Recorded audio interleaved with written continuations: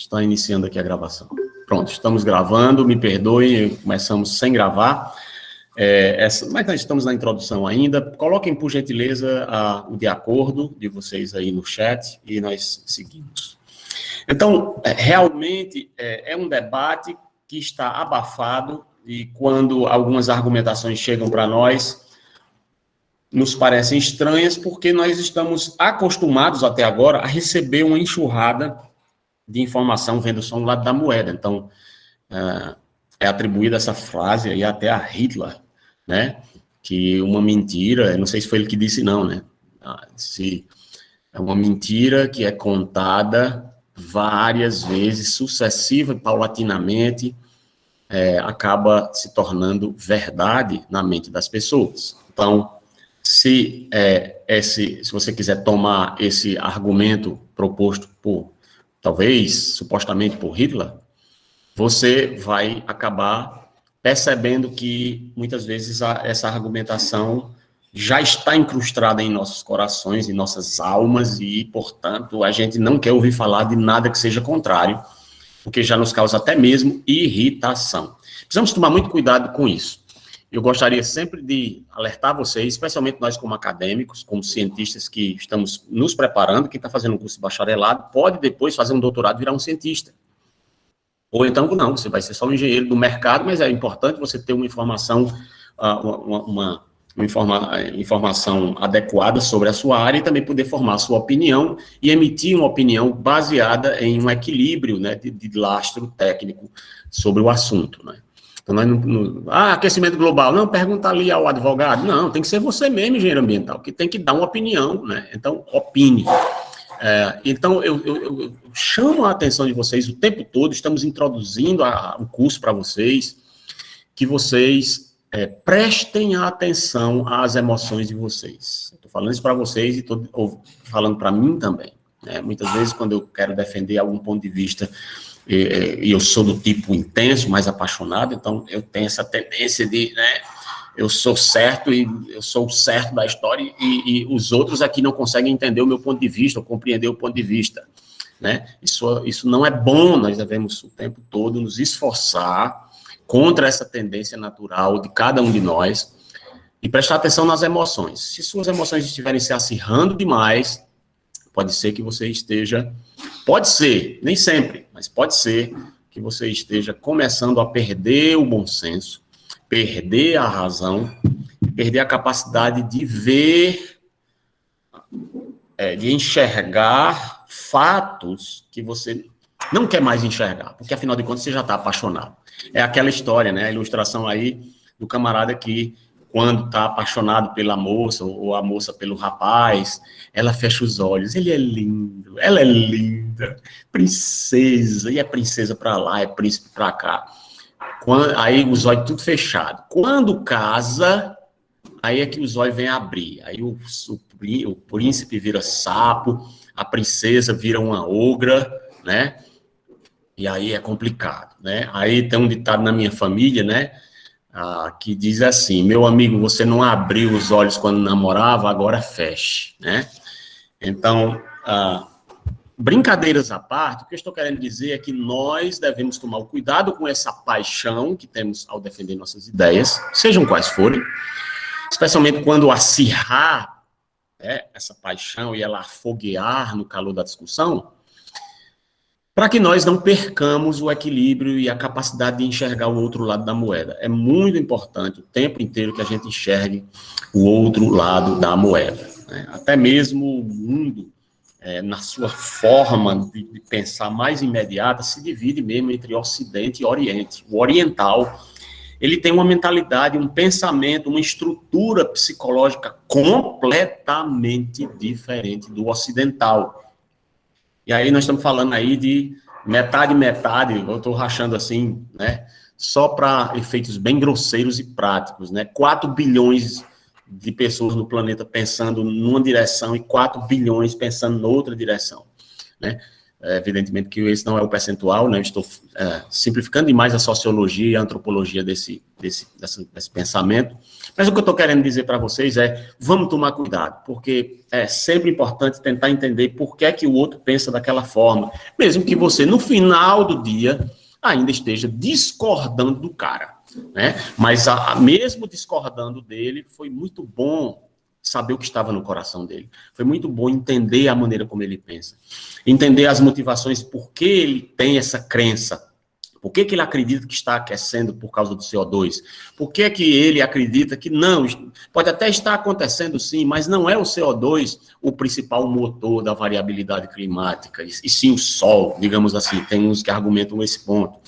E outros que dizem, não está esfriando, né? Apesar de nós termos picos de anomalias de temperatura cada vez maiores, mas no global, quando estudamos os ciclos solares, e ao longo de 11 anos cada ciclo, e temos a série histórica dos ciclos solares, nós já estamos, eu acho que agora é no 24, ou é 25, os ciclos solares, desde que quando começaram a ser estudados, eles alteram, sobem e descem a cada 11 anos, como uma senoide mesmo, só que variando um eletrocardiograma, né? Não é uma senoide bonitinha, lisinha, é oscilações de sunspots, né? De manchas solares que são emitidas.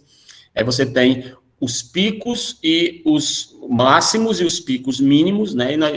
E os picos mínimos coincidem com pequenas eras do gelo, pequenas eras glaciais, coincidem com momentos, por exemplo, para nós aqui na região do Nordeste brasileiro, com chuvas avassaladoras, fora da normal climatológica, que é a série de dados de pluviometria de 30 anos, coletada a cada milésimo de segundo, enviado por satélite, quer dizer, dados confiáveis, embora há algo a se dizer sobre essa confiabilidade também dos dados, porque esses dados são coletados em estações meteorológicas, isso vai para o satélite online, né?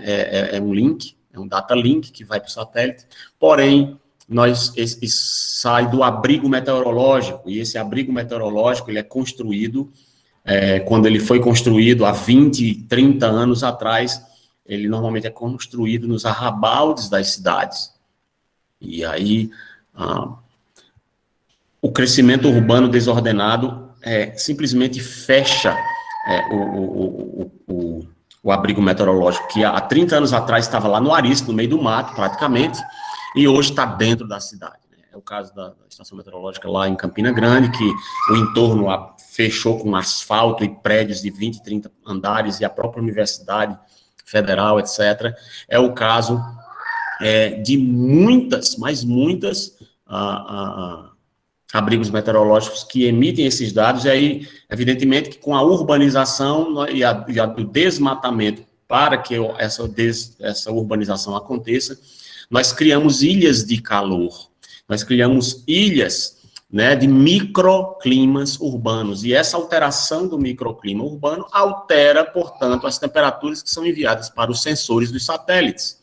Isso vai a cada décimo de segundo, acho que se eu me lembro bem, cada décimo de segundo ele manda a temperatura, ele mede e manda, a cada décimo de segundo, formando uma massiva quantidade de dados para o satélite manda para a Organização Meteorológica Mundial, lá, com sede lá no Pentágono, nos Estados Unidos, e depois isso é disponibilizado na www, né, na World Wide Web, e fica disponível aí para que os pesquisadores de todo mundo possam acessar esses dados, tabular esses dados, tratar esses dados estatisticamente, fazer os estudos climáticos e tirar as suas conclusões. Evidentemente que se eles estão observando cada vez maior aquecimento ao longo das normais climatológicas, ou até mesmo fora das normais climatológicas, há que se concluir que está aquecendo. É claro que está aquecendo. Né? Então, perceba que tem todo um lado da moeda que, no Jornal Nacional, não nos é apresentado, e fica muito fácil a gente dizer, é isso mesmo, rapaz, como é que pode? Né? E aí começar a advogar esse tipo de coisa.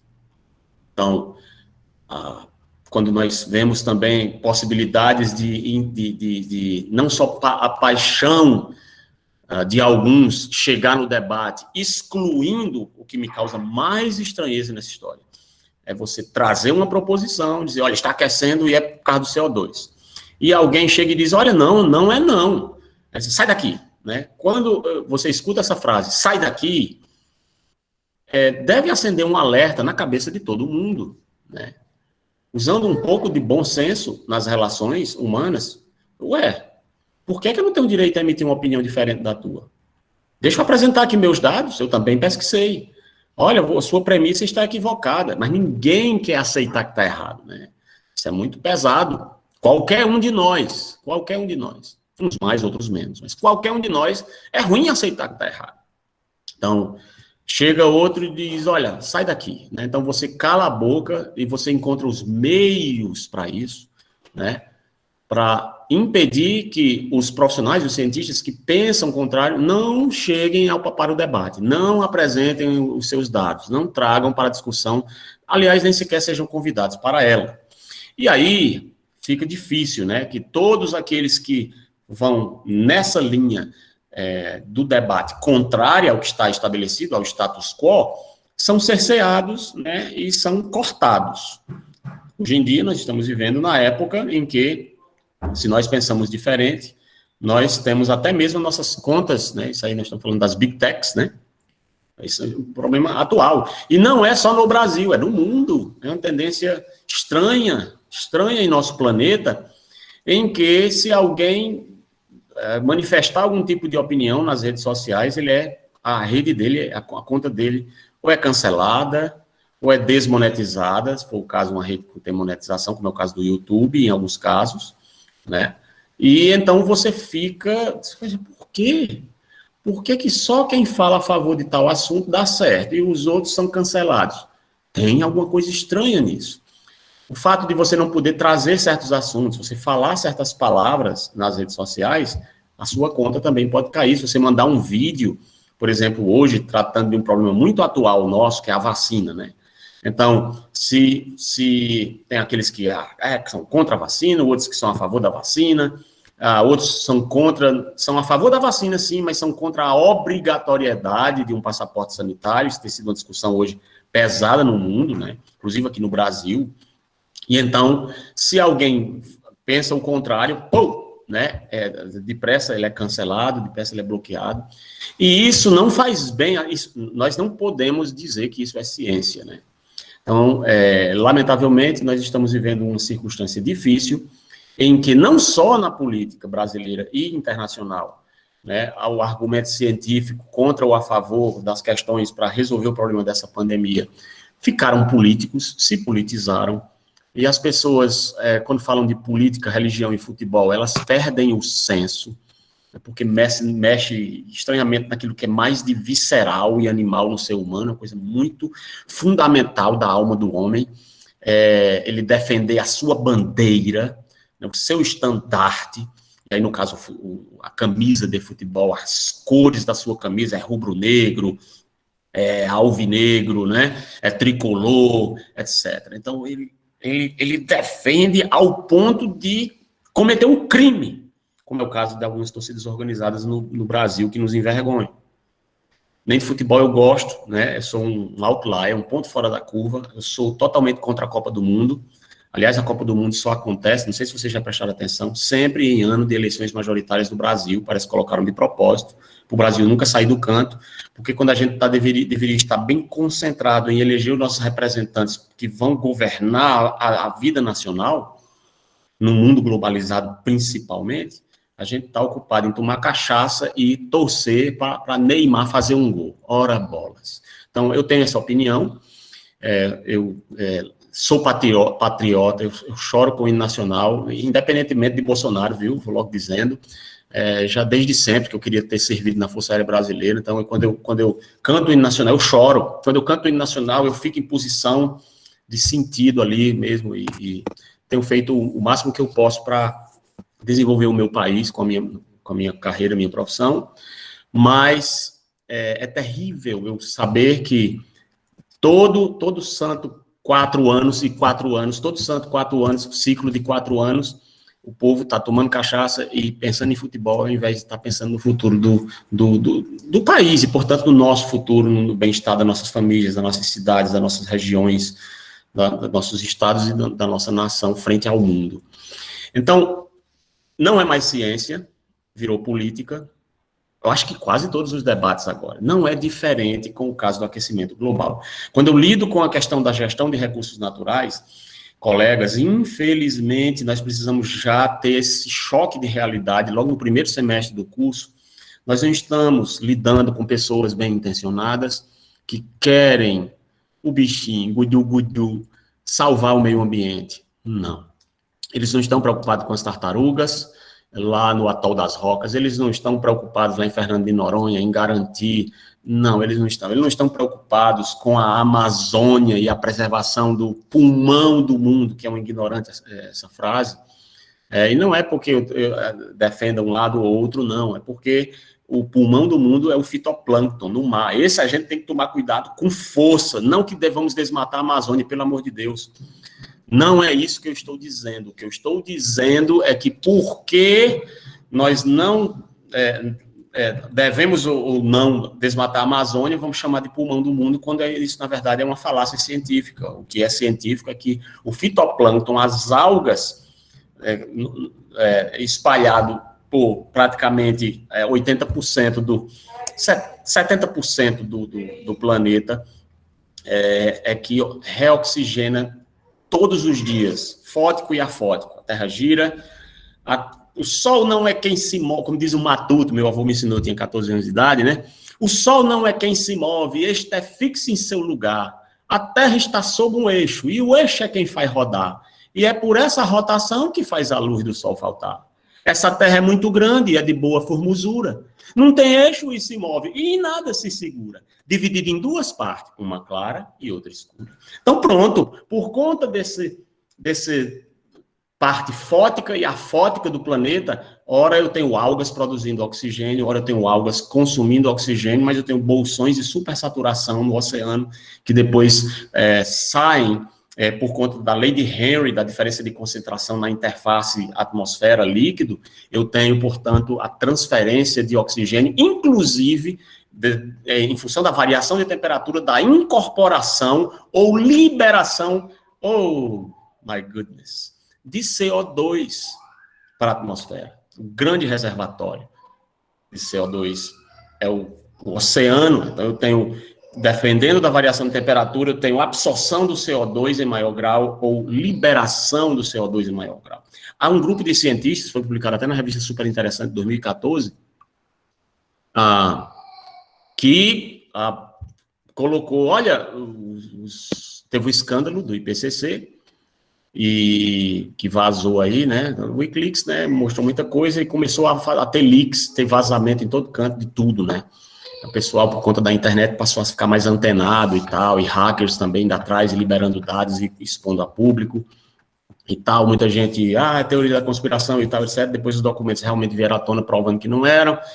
O fato é que houve um escândalo do IPCC, que o TAC de Hawking, na verdade, ele é uma farsa, ele na verdade, foram feitas alterações dos coeficientes dos preditores do modelo matemático para que ele, a partir de um determinado momento, começasse a mostrar um acréscimo maior do que ele realmente mostrava. E isso foi terrível, só que muitos cientistas ficaram desgostosos com isso, né, que advogavam o aquecimento global. Disseram, olha, mas está aquecendo. E por que está aquecendo? Então, eles foram procurar agora aquecimento nas regiões abissais, né, em zonas abissais do oceano. Né? Então, agora nós temos visto, bem recentemente, coisas dessas últimas semanas, de pelo menos 1.500 vulcões potencialmente ativos em todo o planeta. É muita coisa, né? E quando você considera, né, inclusive este último agora, que ficou sob monitoramento lá nas Ilhas Canárias, né, aqui no noroeste da África, né, sudoeste da Europa, você tem as Ilhas Canárias, você tem um vulcãozão lá que, se ele entrar em erupção, ele pode eventualmente causar um tsunami aqui na nossa costa, no Nordeste brasileiro. E aí começou o pessoal a ficar em polvorosa, a internet começa o pessoal espalhar mesmo de coisa. Eu não olho nada disso, né? Então, procuro tomar conhecimento da notícia e bota a mão. Eu sempre boto a mão no queixo. Né? Pelo menos, eu me esforço para fazer isso sempre. Quando alguém diz uma coisa, eu não acredito nessas coisas que vem de WhatsApp, eu vou direto na fonte, se possível.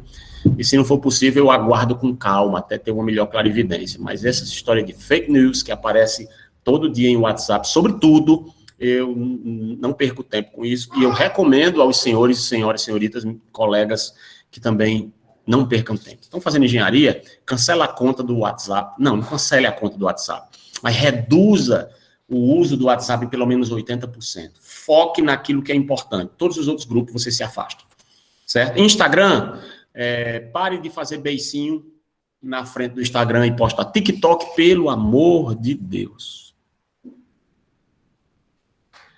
Essas mídias sociais são verdadeiros ladrões de tempo. Se você disser, professor, você está exagerando, não sou eu que falo. São os especialistas em psiquiatria, psicologia e em coaching na área de gestão da carreira, gestão do tempo, certo?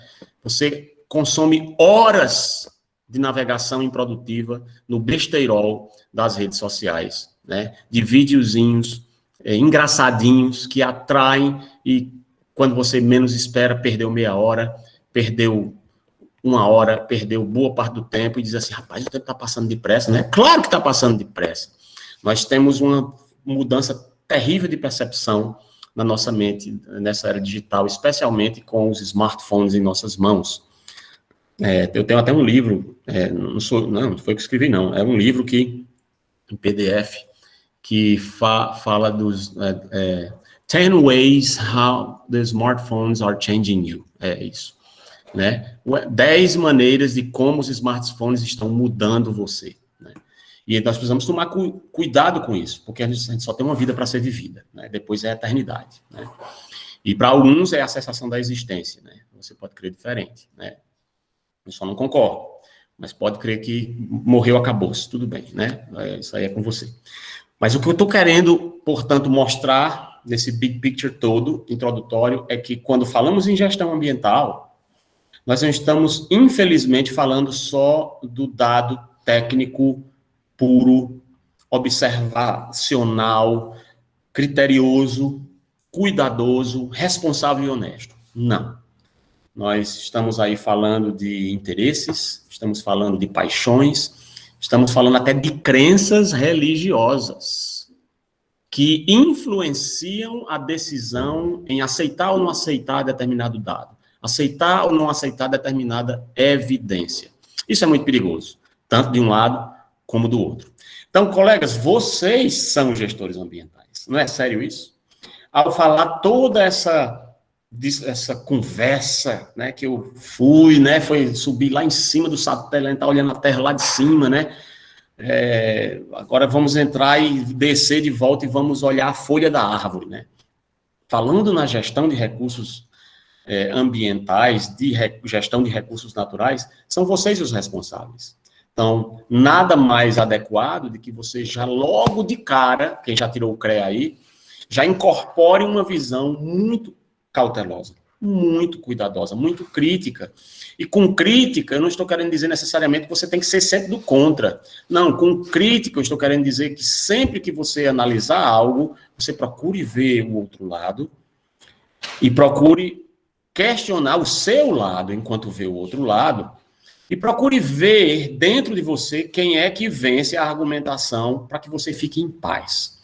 Tem um versículo na Escritura, né, judaico-cristã, que me chama muita atenção, que ele diz assim, a paz seja o árbitro em vossos corações. Eu tenho um contexto espiritual nisso, mas nós não estamos aqui em aula de religião, nós estamos em aula de engenharia ambiental. Então eu quero só pegar esse princípio e aplicar para a carreira profissional, aplicar para a nossa intervenção enquanto profissionais de engenharia ambiental.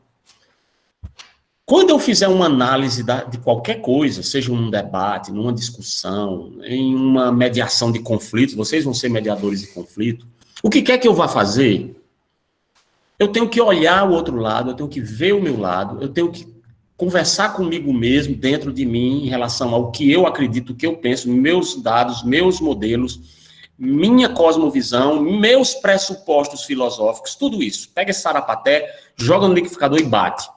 Aí agora você tem o outro lado. O que é que o outro lado pensa? O que é que isso aqui? Aí você bate no liquidificador. também tudo que foi colocado. Aí você pega os dois copos, seu copo do outro lado, e derrama e mistura. Aí bebe.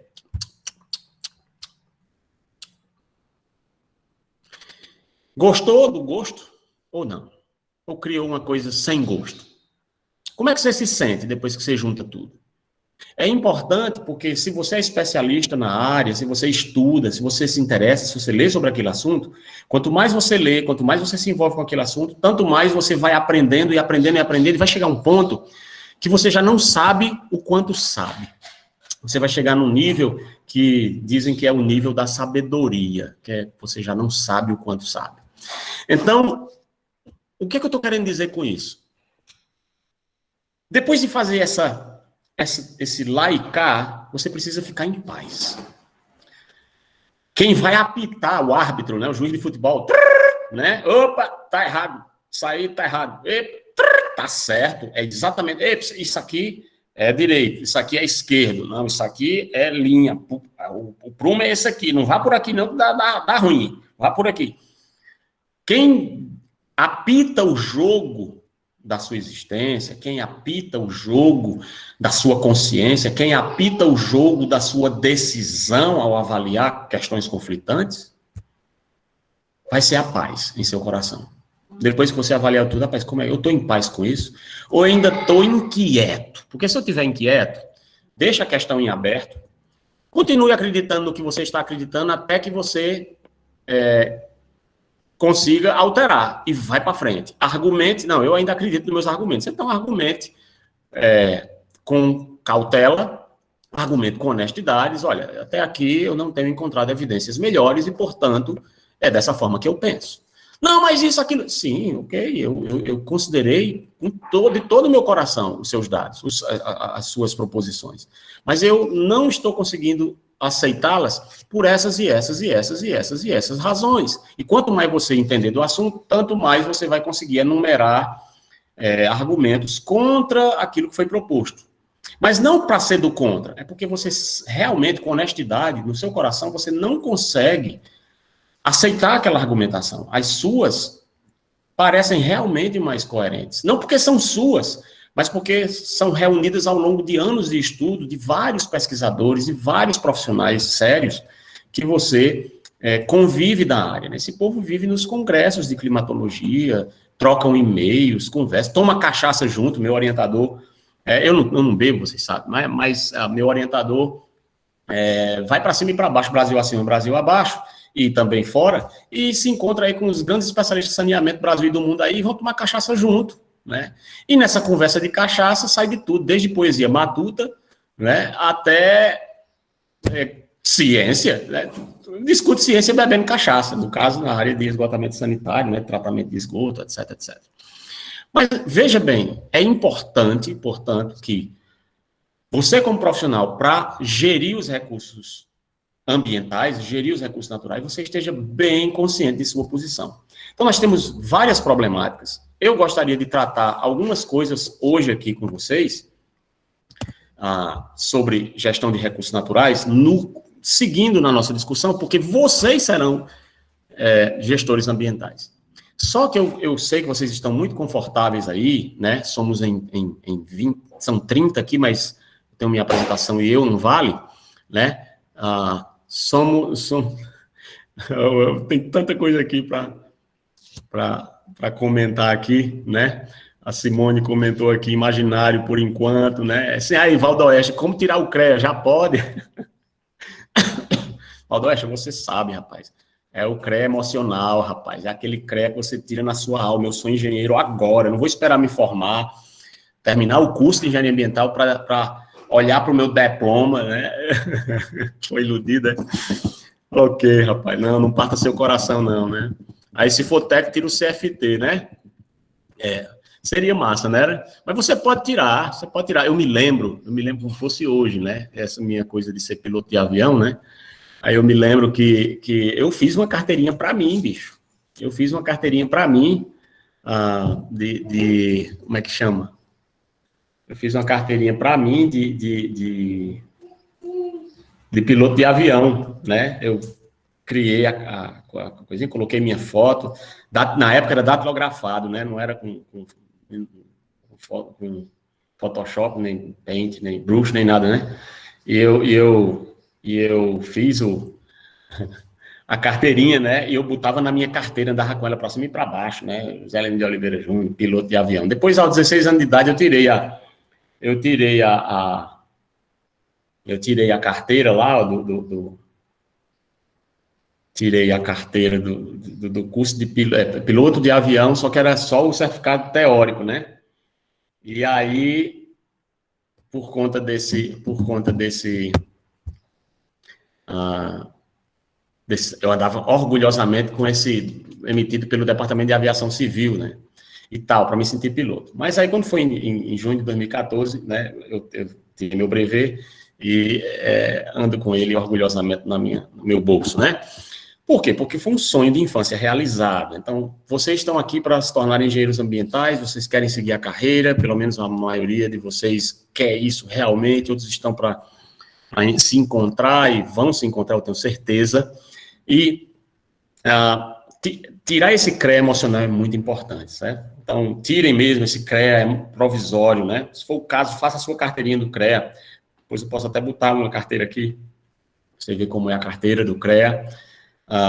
E aí, vamos para frente. Mas olha só, voltando aqui para o nosso ponto da nossa discussão, a gestão de recursos naturais vai trabalhar, vocês vão lidar muito com isso, vão lidar muito com diferentes opiniões, diferentes interesses, vocês vão ter que mediar conflito de interesse, seja na gestão de uso e ocupação do solo, seja na gestão de recursos hídricos, seja na gestão da questão do controle de emissões atmosféricas, você vai o tempo todo estar lidando com interesses, com pressões de lado e do outro, com lobbies, com políticos, né, com grandes empresas, com grandes conglomerados internacionais, com ONGs, até ONGs internacionais interferindo em outros países, né, porque eles têm bilhões para investir, né, e estamos vivendo um mundo em que o dinheiro manda, ponto final, e nós precisamos criar uma lei, a lei das águas, né, baseada no modelo francês, que diz que a água é um bem escasso dotado de valor econômico. Pronto, se tornou lei de que a água é um bem escasso. Eu não estou dizendo que é ou não é. Não, você toma cuidado para você não me mal interpretar. Eu só estou colocando aqui, procurando colocar os dois lados, né? Porque a gente já está acostumado só com um, então eu digo, sim, mas isso aqui, como é isso? Então eu vou jogando esse outro lado também, para vocês pegarem os dois, bater no liquidificador e ver como é que fica o coração de vocês. Toma isso, sente o gosto. Então, a Lei das Águas, né, a 9433 de novembro de 1997, ela diz que a água é um bem escasso dotado de valor econômico. Quando você diz que a água é um bem escasso por força de lei, significa que, essa água ganhou valor e virou dinheiro. Né? É o caso de hoje, é o comércio estranho, né, de água mineral. Né? E nós temos agora recentemente eu soube, né, em uma notícia assim de primeira mão, que o governo do estado do Ceará está para implantar aí a usina de dessalinização com vazão de 1 metro cúbico por segundo. É um rolo d'água bonito, viu? Um metro cúbico, 1.000 metros cúbicos por segundo. Meu pai eterno. Me perdoem, colegas, mas eu acho que é 1 metro cúbico por segundo. São 1.000 litros de água fluindo por segundo. Se for isso mesmo, se eu não estiver equivocado no montante da vazão, mesmo que seja só 1 metro cúbico por segundo, já é um volume expressivo, né, para produzir água dessalinizada ali em Fortaleza. Só que está havendo um conflito que entra até questões geopolíticas, porque o local onde estão querendo implantar a usina parece que é uma região dos cabos transoceânicos de comunicação da internet, da América Latina com a Europa e outros países. Então, isso é uma questão fundamental também, a questão da troca, né, de dados entre os países. Nós vivemos um mundo globalizado. Imagine você promover, através da instalação de um sistema lá, cuja velocidade, cuja vazão possa emaranhar ou interferir nesses cabos na chegada, nós podemos ter problemas terríveis de comunicação, e não estamos falando de sua internet ou do seu TikTok, nós estamos falando de comunicação entre o Mercosul e a União Europeia, por exemplo, é coisa de cachorro grande. Isso está sendo resolvido, nesse imbróglio aí para decidir sobre essa questão. Então, percebe?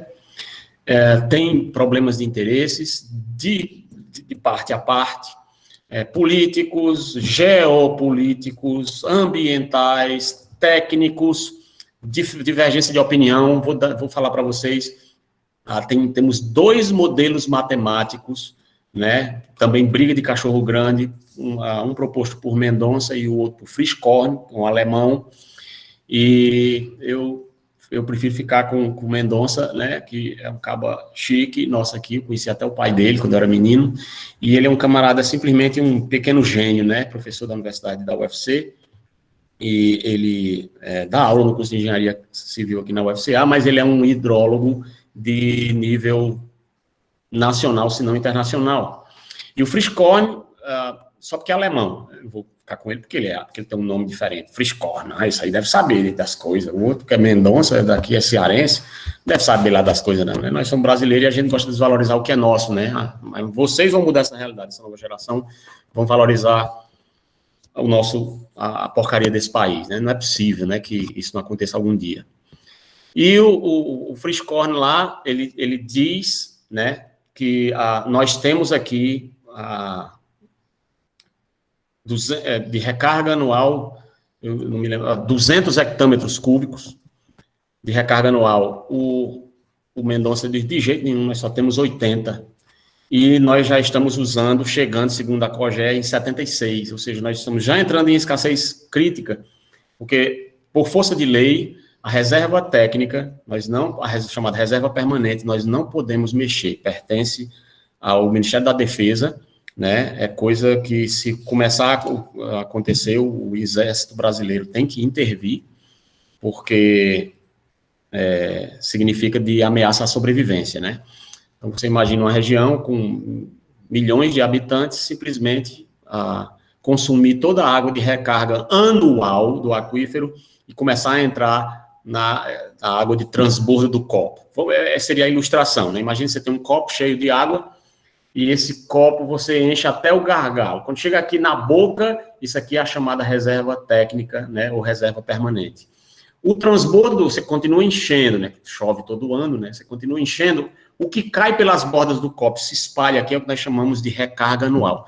Essa nós podemos utilizar, só que no Brasil, por força da lei, como a água é escassa e dotada de valor econômico, isso é gerenciado, temos que ter uma outorga pelo uso da água e temos que ter uma cobrança pelo uso da água bruta, para que seja explorado tanto para irrigação como para abastecimento humano. Se você cavar um poço, você tem que instalar um macromedidor, a Companhia de Gestão de Recursos Hídricos do Estado tem que vir lá e medir, etc, etc, né? Então, falando um pouquinho de gestão de recursos hídricos, né? Então, é problema que nós vamos ter que lidar. Por quê? Porque, de um lado, na gestão de recursos naturais, temos cientistas, o cara é sabido pra caramba. Você teve no memorial aqui, uma palestra deles, e é briga de cachorro grande, sabe? É matemática avançada, e os camaradas usam a integral tripla, certo? Os modelos tridimensionais,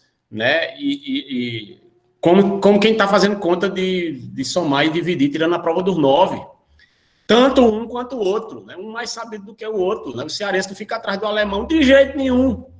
E eles debatendo isso aí, né, para tentar demonstrar a fragilidade do modelo do outro em relação ao do outro, porque um diz que é 200, o outro diz que é 80. A diferença é muito grande.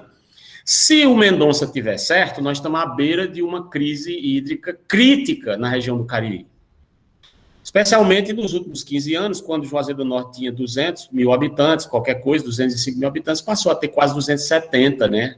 Durante aquela, que nós conhecemos na história já como a era Lula, né? Houve esse grande boom, né, de desenvolvimento.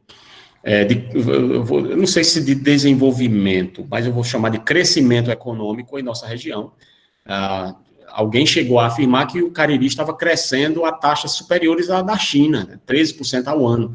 Isso é um crescimento explosivo, absurdo, eu diria até desordenado. E, de fato, quando olhamos para a nossa cidade, a gente vê que o crescimento foi desordenado e não foi sustentável, né? Porque quantos comércios não fecharam agora, depois aí com a pandemia, né? Mas eu não estou querendo fazer essa análise nem política nem econômica, não sou nem economista nem nada. O que eu estou querendo dizer é que com o acréscimo populacional advindo desse crescimento, mais e mais pessoas começaram a utilizar a água aqui. Então, é preciso gerenciar esse recurso ambiental que a gente tem aqui, que é a água subterrânea. Se essa água faltar, não temos água próxima aqui para ir buscar e que seja viável economicamente. Não assim tão facilmente. Então, você veja, o Castanhão está aí, à beira do colapso, né? Por conta da escassez das chuvas, certo? Né, que abastece a região metropolitana de Fortaleza.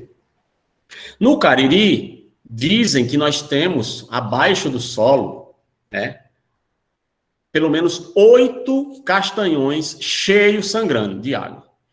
Por conta desse tipo de visão que é apresentada, o pessoal ali no município vizinho, no Crato, irriga, né, vai no dia de domingo escutar sofrência, né, as donas moças, as donas senhoras, né, sexagenárias, né, de camisolo, 8 horas da manhã no domingo, varrendo a calçada com água, ou então fofocando com a vizinha, né. Tu viu a hora que ele chegou de madrugada? Né, o marido de fulano ali, eu vi quando ele chegou, né, e conversando, e fofocando, ou escutando sofrência, e lavando a calçada com água cristalina, límpida, quase mineral, né. Isso acontece em pleno século XXI, na nossa vizinha cidade aqui do Crato. Em Juazeiro não é diferente o desperdício de água. A própria Companhia de Água e Esgoto do Ceará, né, possui índice de perdas alarmantes, da ordem de 57%, é um dado um pouco já antigo, de 2015, 57%, significando que nós temos água de excelente qualidade físico-química, tratada apenas com simples desinfecção por hipoclorito de cálcio. Imagine, uma água boa dessa, que poderia ser distribuída para a população, né, e ser bem gerida, 57 litros de cada 100 vai jogado no mato, no esgoto, infiltra lá, é vazamento, é estouro de linha, etc. Sem falar nos gatos, né, que a população faz por aí, fica vazando, né, ligações clandestinas sempre vaza, né. Então, observe a bomba chiando que nós temos em nossas mãos. Vamos preservar a Amazônia. Bem aqui do lado, no Crato, nós temos superexploração do nosso aquífero e ninguém faz nada. A Amazônia. Que Amazônia? Nós temos problemas de gestão de recursos naturais aqui, certo? Precisamos tomar... Ao dizer isso, eu estou dizendo que não é para preservar ou tomar cuidado com a Amazônia? De maneira nenhuma. Só estou querendo dizer que nós temos também que prestar atenção à nossa realidade local. Porque nós estamos lidando com situações que nos são apresentadas de escassez. Até que se prove o contrário, né? Eu não sei se alguém vai querer se meter aí contra o que já está posto, né? A coisa é escassa. O petróleo é escasso, né? E, portanto, é caro pra caramba. A água é escassa e, portanto, um bichinho de água mineral de 500 ml, agora você tem que comprar por R$8 em algumas rodoviárias aí no meio do mundo. E, portanto, gente está faturando com petróleo escasso, gente está faturando com a água escassa. Mas se ela for realmente escassa mesmo, e quando a gente começa a olhar, professor, caramba, velho, ali o açude lá da terra do meu avô rachou mesmo, os peixes morreram no porão do açude. E o caso é sério, e nunca aconteceu isso desde que meu avô... Opa, então vamos prestar atenção no que está acontecendo nesse microclima aí. As chuvas se tornando escassas, agora estamos vivendo uma crise de abastecimento no mundo, o alimento está se tornando escasso, agora mesmo o Reino Unido pediu ajuda ao presidente brasileiro para poder fornecer alimento para o Reino Unido, porque o Reino Unido está lá numa crise de desabastecimento sem precedentes, por conta da história da pandemia. É outro debate também, que não deixa de ser também um debate ambiental, porque é de saneamento de saúde pública, né? É uma crise sanitária mundial, né? A pandemia é um problema epidemiológico, claro, evidentemente, né? Por conta da questão do Covid-19. Agora, quando nós olhamos para nós aqui, para a nossa realidade, observe, controle de estoque. O que é que eu quero dizer com controle de estoque?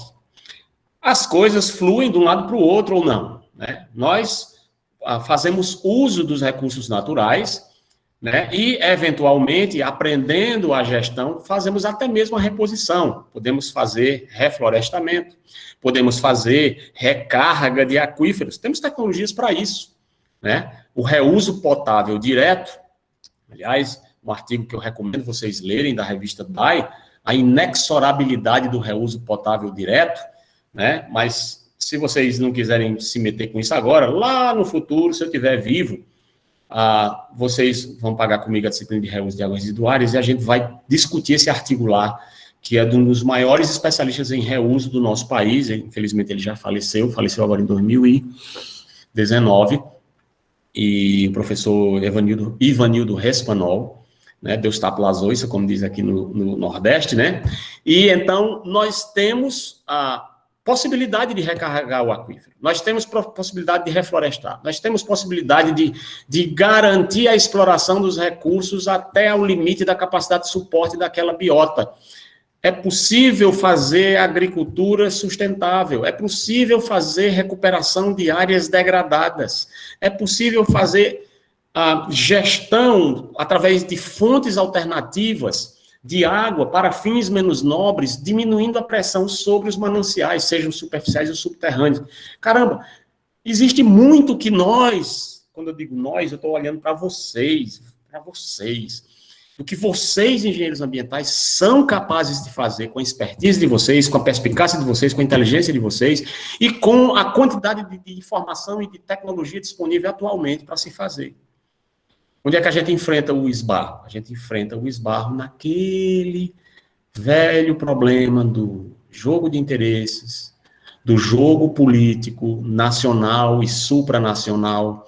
Nós temos pressões de organismos supranacionais sobre nações soberanas.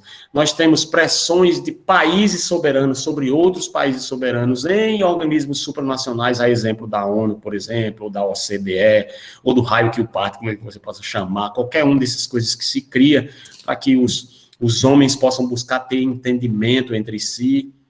Ou seja, colegas, nós vamos lidar com o nosso problema de gestão ambiental no meio de uma série de forças motoras, tratoras, mas forças também que promovem arrasto, que impedem o fluxo aerodinâmico das coisas. Então, vocês vão ter que aprender a administrar aquilo que é escasso.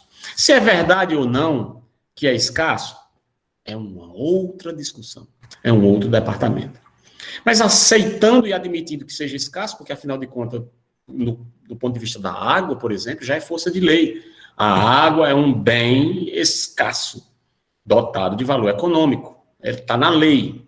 Então você não vai fazer gestão de recursos hídricos no Brasil sem essa premissa, sem esse pressuposto. Então você tem que fazer controle de estoque. Você não tem toda a água que gostaria para todo mundo na quantidade que todo mundo quer. Isso é escassez. E aí você tem a escassez crítica e a escassez moderada e etc. Né?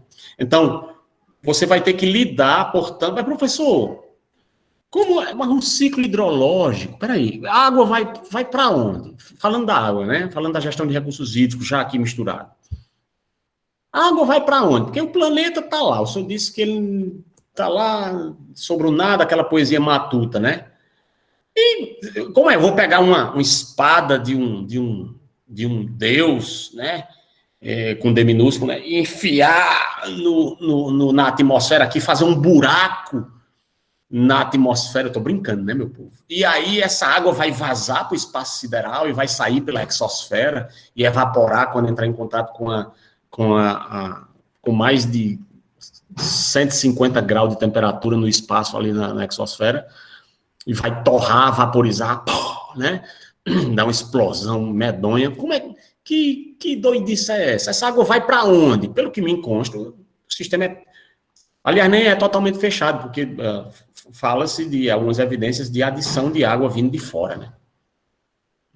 Do planeta, através de certos meteoros, etc. Bom, não vou entrar nisso aí. Mas vamos admitir que a quantidade de água que nós temos no planeta, agora, esse planetão que pesa 6 sextilhões de toneladas, girando a 500 km por segundo, né? Solto no nada, né? No vácuo, certo? Obedecendo à lei de Newton, da atração dos corpos, universal dos corpos. Vamos aceitar que essa água não se perde, ela está aqui. É um ciclo. E aí, de novo, entra a poesia matuta do meu avô, né? A água está em estado líquido por meio do abaixamento, que é pela temperatura e pelo resfriamento. Esta água é condensada, ajudada pelo vento. A corrente atmosférica de uma montanha elevada, que pela temperatura ajuda a formar nuvem condensada. E o vento movendo as nuvens, é disso a chuva formada. E depois dessa chuva, toda a terra ensopar, por meio da evaporação, tornar o espaço voltar, reproduzindo o processo que eu acabei de lhe tratar. Ou seja, kkkk, na poesia matuta, que meu avô me ensinou, o ciclo hidrológico parece ser fechado. Não tem como acabar a água do planeta, porque ela é cíclica. O uso dela, que é feito pelos animais e pelo ser humano, volta para o ambiente e incorpora nos ciclos biogeoquímicos. A água vai para o ciclo hidrológico, infiltra, evapotranspira, carreia, dependendo do coeficiente de runoff da área, e não tem jeito, como diz Luiz Gonzaga, e o Rio São Francisco vai bater no meio do mar, laiá, laiá, laiá, laiá, laiá. Então, essa água, ela está disponível.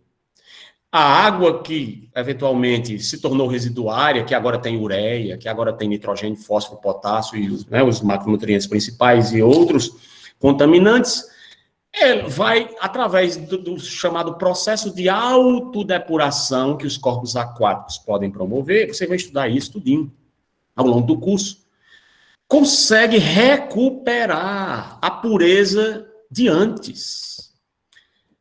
Evidentemente, como nós estamos vivendo sobre a lei da entropia, né? E aí eu tenho um pressuposto filosófico que isso veio de Adão para cá, de Adão e Eva para cá, kkkk, se alguém não acredita, fica à vontade. Mas, por conta da presença da lei da termodinâmica da entropia de Adão para cá, nós temos sempre uma perda de energia, de maneira que está crescendo a entropia no sistema termodinâmico. Ora, se nós sempre temos perda de energia, é claro que também, ao passar pelos processos de transformação no fluxo termodinâmico de troca de energia, etc., né, ou chame fluxo de recurso, ou o que for, você vai ter, mesmo havendo transformação e retransformação, por exemplo, nitrogênio, eu posso ter o processo de nitrificação, eu saio de nitrogênio orgânico, nitrogênio amoniacal, vou até nitrito e nitrato, e posso também, vindo nitrato, fazer o caminho oposto e transformar isso em em N2, e isso vai ir para a atmosfera, e que se dilui aí de acordo com o equilíbrio da lei de transferência dos gases, né, a lei de Henry. Pois bem, mas evidentemente que eu sempre vou deixar o que nós conhecemos, quando eu digo nós, é vocês aí, os engenheiros ambientais, conhecem como passivo ambiental. Lamentavelmente, você cria uma poluição, você trata a poluição, mas você deixa um passivo ambiental. Sempre você vai criar uma solução para um problema e vai criar um problema quando propôs a solução que foi trazida para resolver o problema. É dessa forma que a gente vai ter, com muita humildade, que trabalhar o controle de estoque. E aí só temos esse planeta. Muito interessante que, mais recentemente, eu não sei se você tem sido bombardeado com isso, mas é a questão da pesquisa e a luta, né, dos grandes bilionários pelo menos um punhado deles, 2 ou 3 bilionários apoiados por alguns teóricos cientistas, né, sobre a procura por exoplanetas que tenham capacidade de vida, né, ou se não isso, e fazer um ninho nas estrelas, digamos assim, morar na Lua, numa colônia na Lua, morar lá em Marte, ou numa Lua de Saturno. Eu não sei se vocês já viram isso, né? Mas é interessante como já estão jogando a toalha em relação ao nosso planeta. É interessante como já estão, pelo menos, querendo nos fazer crer que não tem mais jeito. O problema climático não tem jeito, o problema da poluição das águas não tem jeito, o problema da superexploração, uso e ocupação do solo desenfreado com agrotóxico e etc, etc, para poder fazer o plantio de colheitas excedentes, para fazer superávit primário nas balanças comerciais dos países emergentes, como é o caso do Brasil, que alimenta 1 bilhão de pessoas no mundo, inclusive o Reino Unido está doido que a gente dê comida nossa para eles, faça com que isso continue funcionando e gerando lucros bilionários para os fluxos macroeconômicos dos países, o que seja, whatever, né? Já estão dizendo, olha, não tem mais jeito, nós destruímos nosso planeta, mas há uma janela de oportunidade. E o Papa, vocês devem ter visto o vídeo, né, chamou na sua encíclica de o planeta Terra de a nossa casa comum. Como é que você vai interpretar isso? Né? A nossa casa comum, nós precisamos fazer algo pelo nosso planeta, porque se nada for feito, nós estamos literalmente sendo fadados à destruição, e temos janelas de oportunidade aí até 2000. Aí agora temos a Agenda 2030, que eu recomendo veementemente que vocês, engenheiros ambientais, leiam, está disponível para vocês. Mas olha, nós, como gestores ambientais, temos que lidar com a escassez. Não se administra... A administração, na verdade, é a gestão dos bens escassos. Se alguém é um administrador de empresas e fica reclamando que o dinheiro está pouco, que a venda está pouca, que o estoque está pequeno, que não sei o quê, esse camarada não sabe administrar nada. Porque a administração preconiza que você não tem todo o recurso disponível para todos. E você, portanto, precisa regular o fluxo de liberação, você precisa equilibrar a oferta e a demanda, você precisa procurar fazer esse fluxo sair com mais eficiência, com menor perda, para poder garantir ao máximo, para o maior número, atender ao maior número de interesses possíveis. Tudo tem um limite. A chamada teoria das restrições lá da engenharia de produção, por exemplo, em um processo produtivo, que pode, inclusive, ser um processo natural de fluxo energético de matéria orgânica, por exemplo. Não importa, pode ser uma indústria, pode ser um fluxo de troca de energia. Então, eu tenho, de um lado, como eu tenho posto aqui, a disponibilidade de um recurso, seja ele qualquer que seja, né? E aí, evidentemente, essa disponibilidade, vamos dizer, a priori, no início, ela está como? Ela está positiva. Eu tenho a água, está lá disponível, né? A espada zona do Deus lá, não vai vazar a água do ciclo hidrológico. A questão é, eu tenho água no estoque. Que água é essa? A grande pergunta que nós devemos fazer é essa. Que água é essa?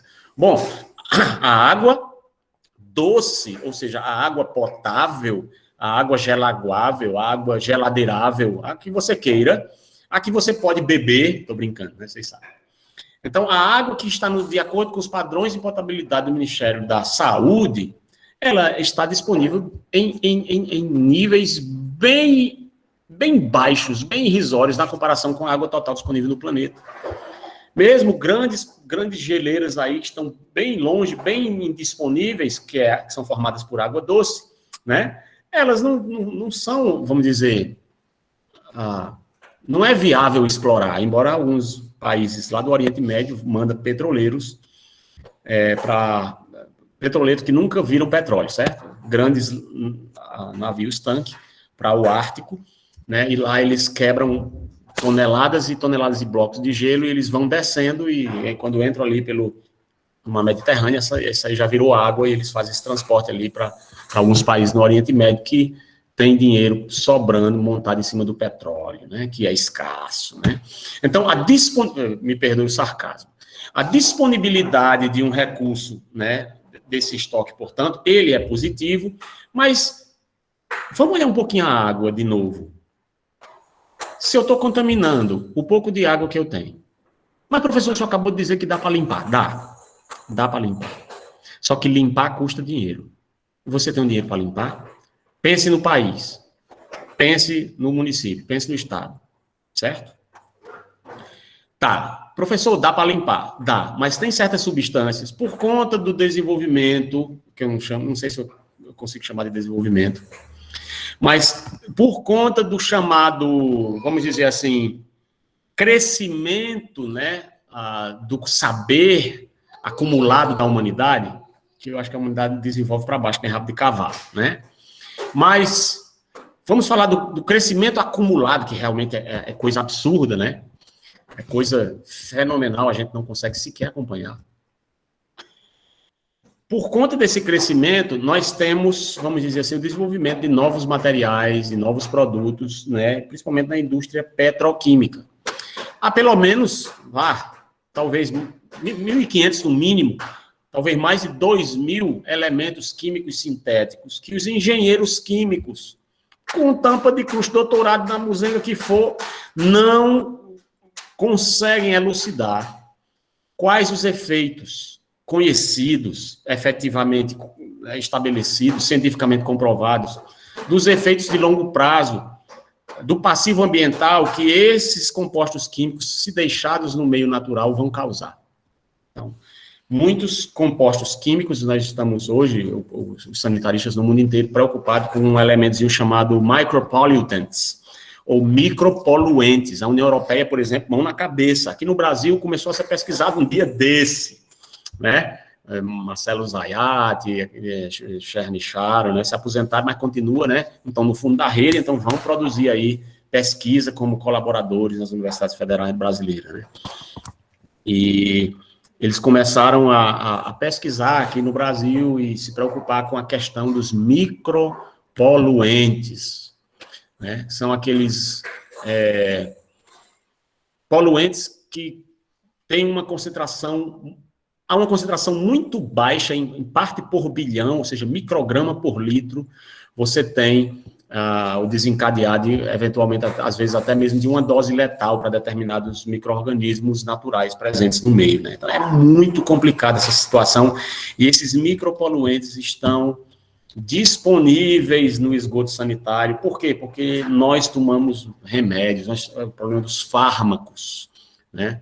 O problema dos nossos produtos de limpeza, essas meninas que querem estar todo tempo aí cheirosa com esses hidratantes, com esses perfumes, né? Os anticoncepcionais, esses camaradas tomando aí remédio de cavalo para ter músculo fortão, né? Para poder mostrar para as meninas que são cheias, que são fortes, né? Que dá conta, né? Aí, então, esse material todinho, hormônios, nós temos inúmeras substâncias recalcitrantes que vão parar no esgoto sanitário, porque a gente diz assim, sai na urina, né? Esse aqui é o problema, sai na urina.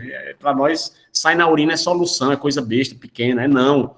É problema grande, né? Sai na urina, vai parar no esgoto, o esgoto passa pela estação de tratamento. A esmagadora maioria das estações de tratamento não conseguem dar conta de remover esses micropoluentes, eles vão deixando um passivo ambiental, um acúmulo cada vez maior, e muitas vezes produzindo o que é conhecido, vocês, engenheiros ambientais, vão estudar isso, a chamada biomagnificação, isso aí vai subindo na cadeia alimentar.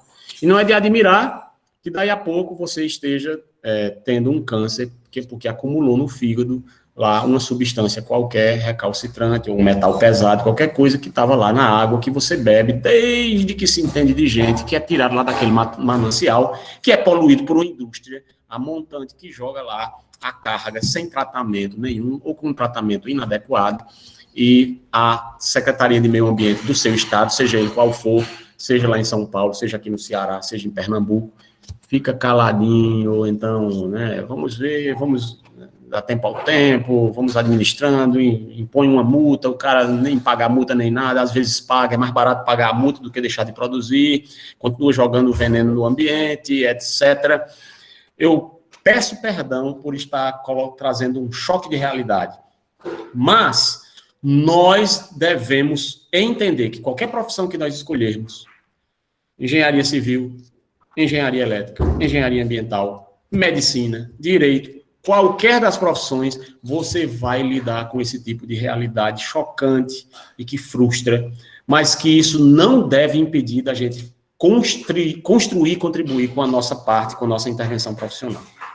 certo? Então, o que é que nós queremos fazer? Nós queremos, claro, temos uma situação onde tudo está ficando cada vez mais contaminado. Se está contaminado, então não é quanta água eu tenho, é que água eu tenho. Estou falando não de quantitativo, mas de qualitativo.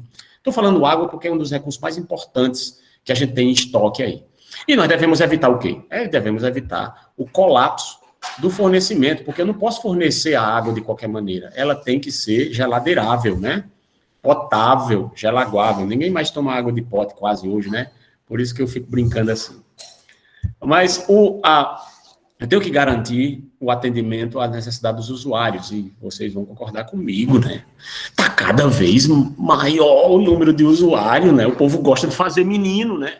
Eu não sei se gosta de criar menino, mas de fazer gosta, né? E aí, essa superexploração, superexplosão populacional que aconteceu desde a sex, drugs and rock and roll, né, na década de 60, a liberação feminina, sexo livre, etc., o movimento hippie, toda aquela sociologia que começou ali em meados do século XX, certamente contribuiu bastante para a superpopulação. E aí, mais e mais usuários, mais e mais gente querendo beber água e tomar banho e lavar seus carros, etc, etc, etc, etc. Nós estamos falando dos usos múltiplos da água, né? Então, aí eu crio uma taxa de utilização, muitas das vezes, superior à taxa de reposição, né?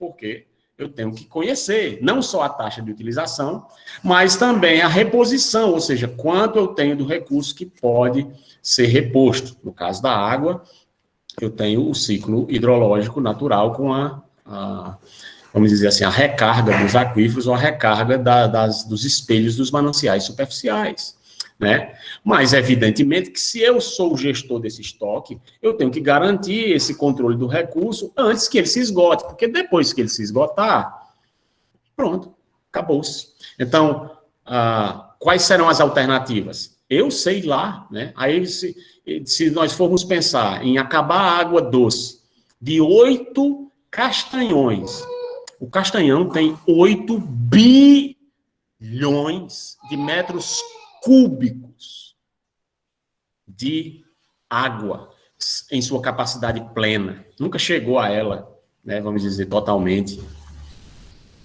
Imagine você ter 8 vezes esse valor aqui embaixo do Cariri cearense.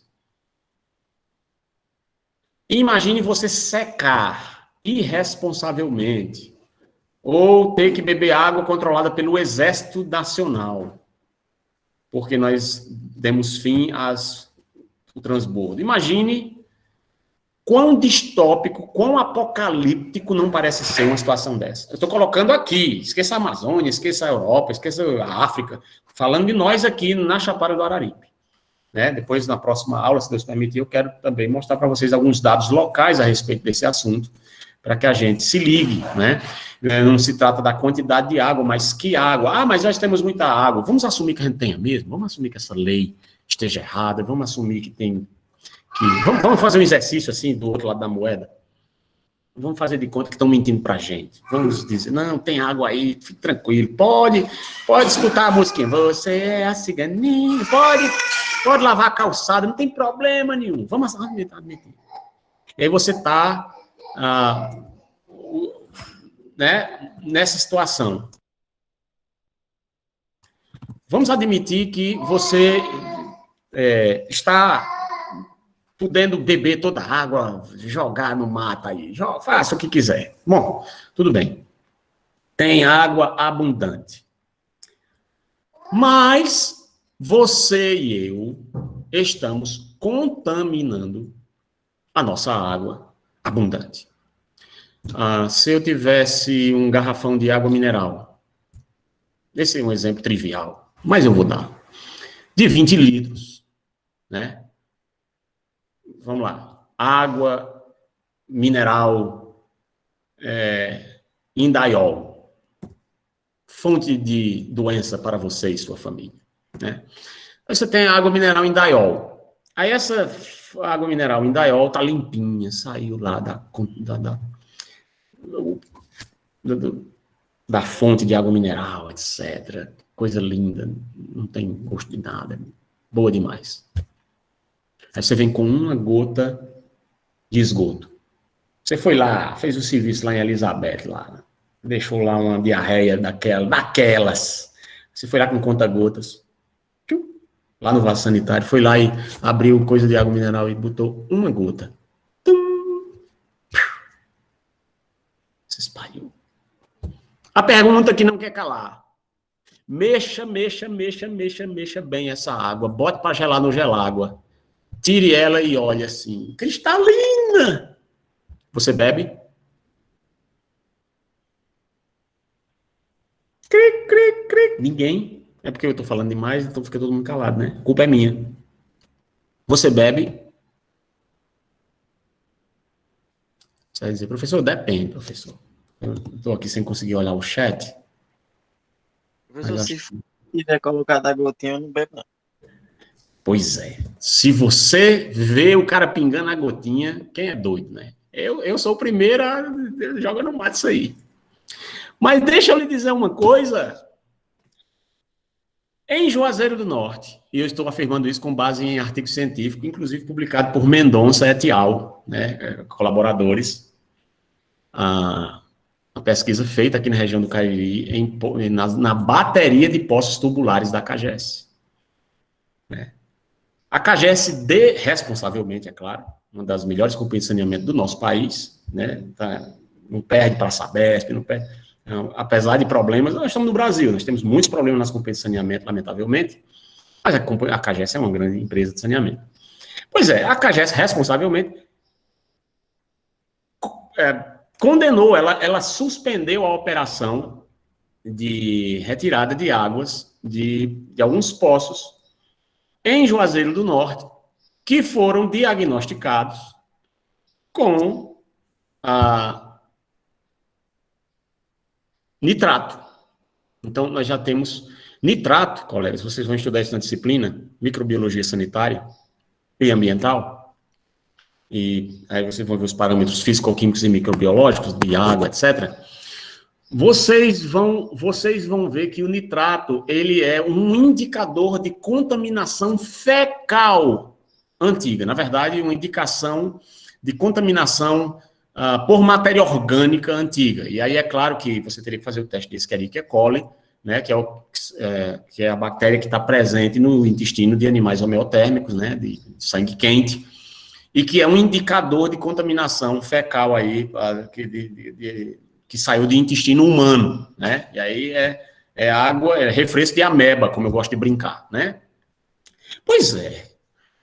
Nós temos poços na cidade de Juazeiro do Norte que tinha água pra caramba para ser explorado, pra gente beber todo dia, foi boa, quase mineral. A água do nosso aquífero Missão Velha, do nosso aquífero no Brejo Santo, das formações hidrogeológicas aqui da nossa região, da formação da Chapada do Araripe e em torno, são de excelente qualidade físico-química.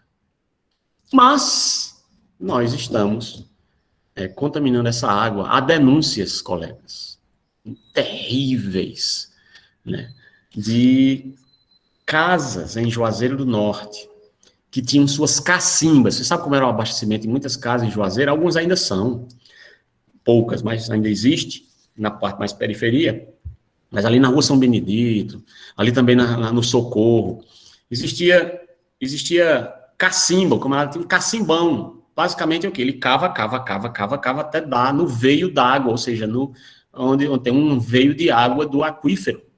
Né? Aí ele aflora ali e sobe até o nível estático, e o camarada joga lá, tibum, o balde, e puxa, e faz uso da água. Aí, o que é que acontece? O aumento da população da cidade, a exploração da água pela companhia de água, distribuindo água encanada agora, não é mais por cacimba, começa a diminuir, imagine isso em quilômetros quadrados aqui, em toda a região do Cariri, começa a diminuir, a rebaixar o nível de água do lençol. Eu tenho um dado em primeira mão da COGE, fornecido por um ex-aluno de engenharia ambiental, né, que ele, inclusive ele tem mestrado na área de engenharia ambiental, na área de hidrogeologia, e eu acho que é hidrogeologia, a parte que ele estudou, e ele é funcionário da COGE, foi nosso aluno, e ele trouxe dado em primeira mão. Ele disse: olha, professor, estava numa defesa de TCC lá, antes da pandemia, um ano antes da pandemia, mais ou menos, 2018 isso, e ele colocou lá, né, que houveram um rebaixamento da ordem de 5 metros de altura do nível de água nos poços. Ele disse: agora nós tivemos um dado estarrecedor que nos últimos 5 anos, na verdade, o que houve foi uma redução, um abaixamento dos níveis do lençol da nossa região em 30 metros. Tá? Dá para imaginar, pegar 3 postes de eletricidade aí, na frente da tua casa, bota um em cima do outro, 3 postes, e bota para baixo. É o rebaixamento da água em quilômetros quadrados, lá embaixo, no subsolo, a profundidade, o que você tem que agora cavar mais para ir encontrar água. Então, isso é sério. E o pior, lembra que com o rebaixamento do lençol, aquele povo que tinha cacimba deixou de ter cacimba. Por quê? Porque a cacimba secou. Né? E aí, alguns casos cavaram, né, e não conseguiram mais achar água. Aí eles disseram: vamos fazer o seguinte. Uns entulharam as cacimbas, e outros, ao invés de entulhar, fizeram o absurdo de ligar suas fossas. Ou seja, a água que sai lá do trono de Elizabeth, com o marinheiro e tudo, né, o doce de leite, o caldo de cana, tudo lá misturado, eles jogam um tubo de PVC de 100 milímetros, lá o mestre, seu Manel, seu Severino, vai lá: aqui, ó, resolvo para a senhora, dona Maria, olha, aqui é bem facinho, ó, estudei um meio aqui, vamos botar aqui na cacimba, né, não tem mais água aí mesmo. E, coitado, né, o artífice da construção civil, analfabeto, não conhece nada sobre hidrogeologia, não sabe que a fragilidade, né, hidrogeológica daquela região, eu posso ter regiões ali clásticas, eu posso ter falhas hidrogeológicas que promovam curto-circuito hidráulico naquela formação rochosa, eventualmente até intemperizada, e aí facilitando a infiltração mediante, não na taxa mesmo de escoamento natural, né? Existe a chamada condutividade hidráulica estudada, né, ao solo seco, ao solo saturado. Não, ele pega um curto-circuito, ele sai descendo rapidamente, porque pegou uma fratura, como eles dizem lá na geologia. Então, você imagine você jogar o seu cocôzinho básico numa cacimba que antes era um manancial de águas, que está conectado diretamente ao veio do aquífero. E isso pega aí um curto-circuito hidráulico e vai parar lá no aquífero, lá embaixo, e contamina com material fecal a água subterrânea. Aí a CAGES vai e cava um poço a alguns metros de distância, ou alguns quilômetros de distância que seja, né? E aí nós não estamos falando de uma casa, nós estamos falando de várias casas, sem falar nas fossas negras, né, que você também tem a infiltração do doce de gergelim lá, e se espalha criando a chamada pluma de contaminação. E aí esse material todinho se espalha naquela região e contamina inexoravelmente o aquífero. Quando a CAGES cava o poço, faz análise físico-química, ainda não deu problema, está tudo certo, está tendo os níveis aceitáveis do padrão de potabilidade, então vamos beber o nosso refresquinho de ameba. Mas daí a pouco, sem avisar nem nada, porque as pessoas continuam poluindo, continuam cada vez mais pessoas chegando, vindo morar na cidade e poluindo. Vai chegar um ponto em que aquela água, a concentração passa daquilo que deveria ser, dos níveis de nitrato, por exemplo, que eu citei. E aí, a CAGES não pode fazer mais nada a não ser condenar o poço, parar o bombeamento, parar a exploração do manancial e cavar um poço em outro lugar e torcer para que ele não esteja contaminado. Bom, Adriano, fica à vontade. Professor, bom dia. Bom dia. Existe uma distância recomendada, né, para se cavar um poço, né, em relação à distância de uma fossa negra? Se o espírito não me engana, tem a norma 13969 de 1997, ela trata desse assunto, Adriano. E se eu estou me recordando bem lá, você não deve colocar essa distância que seja maior do que 21 metros, certo? Então, você deve evitar que a fossa fique a uma distância menor do que isso. Alguém já comentou 15 metros. Se o espírito não me engana, a distância é 21 metros. Eu teria que procurar aqui para confirmar para você o dado com precisão. Mas você começa a perceber que nem é uma distância tão grande assim. E não somente, Adriano. Oi, pode falar. Só agradecendo, obrigado. Ok. E não somente a questão da distância, mas também a densidade de sumidouros, né, ou de poços absorventes que estejam postos no entorno. A norma também limita isso, né? A quantidade de poços absorventes por hectare ali naquela região. Então, é preciso tomar cuidado também, por exemplo, imagine a Rua São Benedito aqui em Juazeiro do Norte, onde você tem uma população aí de, sei lá, 60 mil habitantes, só ali, Juazeiro tem 260, né, 270, só ali na Rua São Benedito são pelo menos 60 mil habitantes numa rua só. Se você percorrer a Rua São Benedito olhando com atenção, você vai ver casazinhas, casebres, de 2 metros, 2 metros e meio de extensão, por 15, 20 metros, assim, né? Não sei como as pessoas conseguem viver daquele jeito, né? Eu tinha uma tia minha que morava ali no Pirajá, que a casa dela não chegava a ser tanto, mas eu me lembro que era bem estreitinha, eu acho que a casa tinha 3 metros, no máximo, 3 metros e 20, qualquer coisa assim, bem extensa, bem uns 30 metros. Mas esses vagões de trem que a gente se acostumou a morar aqui na região, em Juazeiro do Norte, e que, imagine, cada casa dessa tem uma fossa negra, um sumidouro, tem uma latrina, né? Na maioria dessas casas, somente bem recentemente, eu participei dessa obra em 1997, certo? Em 1997, ainda não completou 30 anos não, mas eu participei dessa obra de saneamento que trouxe o esgoto sanitário ProSanear aqui para aquela região ali do Pirajá, Romeirão, Pio 12, etc., Bairro de Fátima, Limoeiro entrou na época, acho que sim. Enfim, trouxe o saneamento com financiamento do alemão, né, do KfW lá, é o chamado ProPur Technologies, né, o sistema para países em desenvolvimento, países pobres em desenvolvimento, que era o caso do Brasil em 1997, né, que era um buraco em todos os sentidos. Então, você tinha o saneamento sendo colocado, né, e as pessoas saíam, deixavam de ir defecar no quintal para agora defecar em latrinas, né, em banheiros, e eu me lembro, eu desenhei esses banheiros, né, na época, desenho técnico, eu desenhei esses banheiros e tudo, e acompanhei grande parte das obras, da instalação das canalizações que iam sendo feitas lá. Eu fazia parte do grupo de fiscalização, do grupo de trabalho de obras, né, de fiscalização. E eu me lembro muito bem, né, que as casas desses bairros mais periféricos em Juazeiro, naquela época, recebiam esses kits sanitários. Então, eu tinha um banheirinho feito em pré-moldado, muito simples, com uma telha coberta assim, com não me lembro agora se era uma laje pré-moldada, acho que era uma laje pré-moldada, laje de concreto pré-moldado, uma portazinha bem simplesinha do tipo Paraná, e um vasozinho não era nem de celite, não era nem de louça sanitária, era de cimento.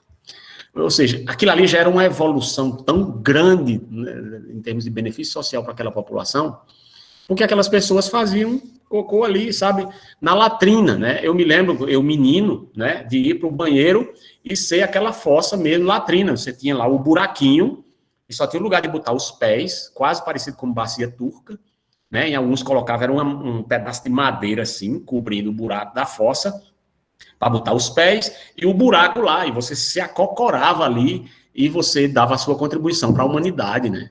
Então, eu morei numa casa, o banheiro era lá no fundo, aqui no centro da cidade, em Juazeiro, era na Rua Todos os Santos, e eu me lembro muito bem, né? Tinha meu cachorro, Mickey, que ficava na casinha ao lado, e de ir para esse banheiro. Eu tinha 5, 8 anos de idade, eu me lembro como se fosse hoje, colorido, né? Me lembro até que Mickey, novinho, meu cachorro, caiu dentro da fossa, e foi um esforço hercúleo, quebrou a fossa para salvar o cachorro. E ele foi salvo, né? O Mickey, né? Doutor João Paulo, rapaz, cara, olha, o comentário do João Paulo aqui é pertinente demais, sabe? Que ele desejaria não ter conhecimento dessas coisas, ele está olhando para a água assim, que já está com suspeição, né? Mas, olha, eu vou citar de novo Salomão, né, vocês me perdoem, às vezes alguns não gostam, né, e tudo dessa questão desse meu lado, talvez mais religioso, mas eu estou procurando sempre respeitar a opinião de vocês, se vocês a quiserem emitir, tá bom? E que for diferente totalmente da minha. Mas eu não consigo não lembrar, né, de Salomão, quando ele disse, e aí eu coloquei na minha tese de doutorado, o dístico da minha tese foi essa, né? O que aumenta em conhecimento, aumenta em dor. Todo mundo entendeu? E o muito estudar é enfado da carne. Isso Salomão falou, não entra em depressão, viu? Ao ouvir isso, né? Ele estava fazendo uma tese de doutorado em existencialismo, o tema, e em filosofia pesada, e ele usou ele mesmo como cobaia, diz ele que ele se entregou a todas as coisas, porém reteve com ele o seu entendimento, e ele foi avaliar o que é viver, o que é experimentar as coisas, e qual era o fim de experimentar tais coisas. E ele disse que fez de tudo, né? E no final da tese de doutorado dele em antropologia, ou em filosofia, ou o que você queira, ele chegou à seguinte conclusão: olha, de tudo que se tem visto e ouvido, a suma teme a Deus e aparta-te do mal, porque este é o dever de todo homem. Bom, é claro que isso está no livro, né, judaico, né, de Provérbios, e é claro que tem um cunho espiritual e religioso. Mas nós podemos aproveitar isso até mesmo aqui na engenharia ambiental. Olha, nós devemos ter um foco muito bem definido. Tirando esse foco da suma de todas as coisas que a gente observar.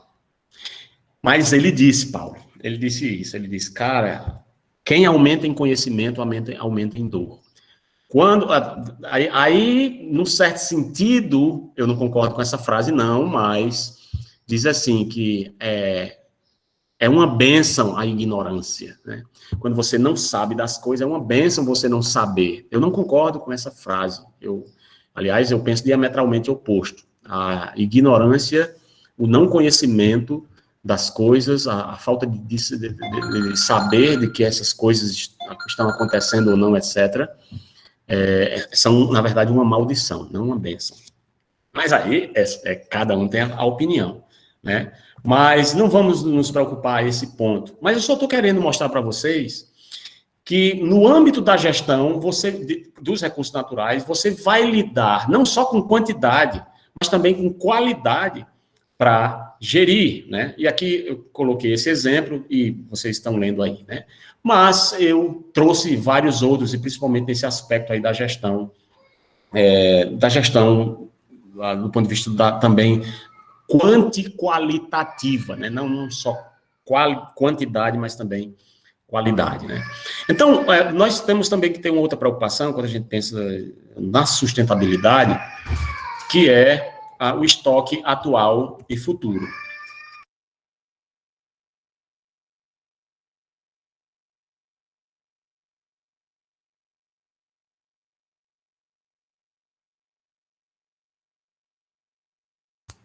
Desculpa aí, pessoal, é só um barulho aqui. Pois é, João Paulo, gostei. Eu acho que é isso mesmo. Eu acho que você verdadeiramente acaba se prejudicando muito e pode chegar até esse ponto, né? Se matar no longo prazo mesmo, por desconhecer as coisas, é verdade. Quantas pessoas, né, não se utilizaram de certas substâncias, de certos produtos, né, etc., aqueles spray de cabelo, né, e tal, etc., que na década de 80 era muito na moda, e que depois muitas pessoas morreram de câncer, e foi constatado claramente que ele tinha produtos cancerígenos e tal, isso nos Estados Unidos. E assim vai. Então, realmente, você tem esse tipo de situação, né, para lidar. Mas, olha, além disso, o administrador, o gestor ambiental, ele vai lidar com esse fluxo de recursos no momento, mas ele vai lidar com esse fluxo de recursos considerando a situação atual, a demanda atual. Então, é um equilíbrio, é um balanço entre oferta e demanda. É meio que aquilo que nós falamos quando discutimos o ambientalismo, é uma economia ambiental, né? É uma economia verde. É a questão, inclusive, de você estabelecer a valoração dos bens ambientais, é você fazer a internalização das externalidades. Vocês vão estudar isso em economia ambiental. Quer dizer, é você estabelecer, né, quanto eu tenho agora, quanto eu estou usando agora, quanto sobra. Esse sobra, eu preciso avaliar a taxa de redução desse estoque no longo prazo, porque no futuro, aí eu tenho que pensar também no futuro. No futuro, eu posso, eventualmente, né, não ter o suficiente considerada a taxa de crescimento populacional atual. E é um problema enorme, que não é só do engenheiro ambiental, mas é multidisciplinar, é do gestor, inclusive, nacional, né? A decisão mesmo, né, dos ministérios de economia, Ministério do Meio Ambiente, Ministério da Agricultura, Ministério de tudo, para poder fazer a gestão, por exemplo, a China, por conta da superpopulação, né, da ordem de bilhões de pessoas, impediu que os casais tivessem mais de um filho. Assim, ó, né, por força de imposição do Partido Comunista. Ponto final. Manda quem pode, obedece quem tem juízo, cala tua boca aí. Agora, não se esqueça, o ocidental pensa totalmente diferente do oriental, certo? Então, você diz, isso é um absurdo. Sim, mas na mente do oriental, talvez nem seja um tão absurdo assim. Para alguns, é claro, sim, mesmo sendo chineses. O que eu quero dizer, no final das contas, é que agora, bem recentemente, e acho que foi do ano passado para cá, a China mudou essa política. Por quê? Porque ela percebeu que a sua população, apesar de numerosa, estava envelhecendo e que ela ia acabar perdendo a hegemonia global no longo prazo, que é um plano do Partido Comunista Chinês, né? É realmente visão imperialista, dominar o mundo, é substituir os Estados Unidos, que é um país também de visão imperialista, né? Supostamente democrático, né? Ou vamos dizer assim, democrático nos moldes ocidentais, com direito a todos os defeitos possíveis, né? E qualidades também, né? Um analista, eu gostei muito, um analista da revista Veja, há uns, caramba, tá com 10 anos já isso? Acho que não está com 10 anos que eu li essa análise geopolítica, macroeconômica, assim, e falando sobre o imperialismo, né? Tem o imperialismo americano e estava surgindo já o imperialismo chinês, né? E aí, essa questão de dominar o mundo, de controlar e tal, de ditar as regras, a cultura, tal, etc, né? Todo mundo I love you, tem que aprender inglês, né? Então, todo mundo gosta de americano, essas coisas, e acha bonito tênis Nike e Hollywood, e essa frescura toda. E a gente vamos dizer, aculturado, né? Pelos Estados Unidos, é dominado culturalmente, etc. Não só o Brasil, mas vários países. Temos aliança estratégica, tudo bem, blá, blá, blá. Mas vem a China aí chegando. E aí o analista dizia assim, ele dizia, a China vem aí, e nós ainda vamos sentir saudades dos Estados Unidos, quando eles eram um império dominante. Esse é um outro debate, é geopolítica. Mas geopolítica tem tudo a ver com gestão ambiental. Eu acho que nós podemos entender essa interface assim, pelo menos minimamente. Porque o que ditam os grandes players globais é para onde vai também a exploração ambiental ou não. Se não a deles, vamos explorar outros países. Por exemplo, a Europa acabou com suas florestas. Isso é um fato. Então, agora, vamos fazer o seguinte, vamos meter o dedo lá nos brasileiros, né? E dizer, preserva de vocês aí e tal. E outra coisa, manda comida para nós. Não, mas ainda tem os agrotóxicos, tem nada não. Paulo, pode poluir a terra de vocês, contanto que vocês mandam a comida que a gente está morrendo de fome aqui. Tá aqui o euro. Aqui, aí Aí faz assim na venta do brasileiro, o brasileiro, não, tá bom, toma comida, né? Eu tô brincando, não é bem assim, né? Tô simplificando demais a questão e sendo bem brincalhão e sarcástico, a coisa é bem mais complexa do que parece. Mas o fato é que nós temos aí a China chegando para dominar o mundo. E eu vou dizer uma coisa, colegas, os chineses não têm qualquer respeito por gestão ambiental. Eles não têm, ou por meio ambiente, eles não têm qualquer respeito por direitos humanos, trabalhistas, etc. Eles não têm respeito. Mas os americanos também... eu acho que nós não precisamos entrar nessa dicotomia do debate, quem é que tem. Os americanos, eu ouvi uma frase a respeito dos americanos que eu concordei demais. Eles são a melhor e a pior pessoa do mundo, ao mesmo tempo. Quando um americano é bom, ele é o melhor que tem. Ele é uma pessoa caridosa, ele é uma pessoa altruísta mesmo, ele doa, ele tem um senso de comunidade muito forte, de ajudar quando tem problemas e tal. Eles doam, Mas quando o americano é ruim, ele é o pior do planeta. Certo? Ele é malévolo, né? E pronto. Não estamos discutindo aqui no mérito da bondade ou maldade dos homens, no caso dos Estados Unidos, porque são os caras mais visados do planeta, porque são a nação mais poderosa do planeta. E do outro lado agora a China chegando, querendo tomar o lugar dos Estados Unidos. O fato é que nessa luta geopolítica tem no meio a preservação ambiental. E eu vou dizer uma coisa, nenhum deles está dando a mínima para o meio ambiente. E nem mesmo a União Europeia, com todo o seu discurso de bom mocismo, né, especialmente do francês aí, o Emmanuel Macron, né, e da saída, né, ex-primeira-ministra Angela Merkel, né, que agora foi substituída por um outro colega dela lá, do Partido Social Democrata. Então, você tem, com todo o bom mocismo da União Europeia, os camaradas queimam carvão, né, aí, no século XXI, para poder, como matriz energética, e fica criticando o Brasil aqui, que tem a matriz energética mais limpa do mundo, né, hidrelétrica, com direito a todos os problemas que nós estamos enfrentando agora por conta da escassez das chuvas, né, os famosos apagões, né, da Dilma e agora do Bolsonaro, né. Então, Deus nos ajude.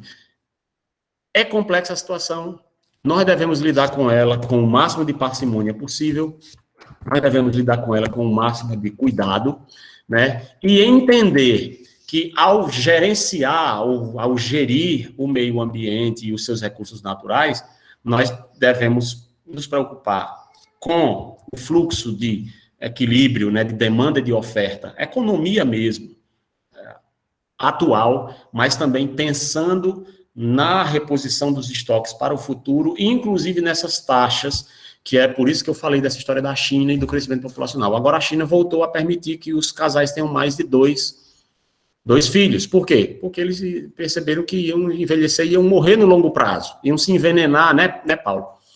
Não iam ter população no longo prazo, certo? Não dava para repor a população tendo só um filho por casal, mesmo eles sendo tão grandes. Eles perceberam isso e liberaram agora, parece que para 2 filhos por casal, coisa do tipo. Isso é coisa recente, um dia desse. Agora, tu imagina a implicação disso para o mundo, porque vai fazer mais menino, vai surgir mais bilhões aí, daqui a pouco a gente está com 10 ligeirinho, porque nós já estamos em nível exponencial, faz tempo, né, daqui a pouco isso assintótico, né, então é complicado. Então, perceba que as taxas de consumo atual, você tem o estoque atual. As taxas de consumo futuro, com base em regressão dos modelos de crescimento, aí você pode ter um desequilíbrio entre oferta e demanda, porque os recursos naturais, eles, quer queiramos, quer não, até onde sabemos, são finitos.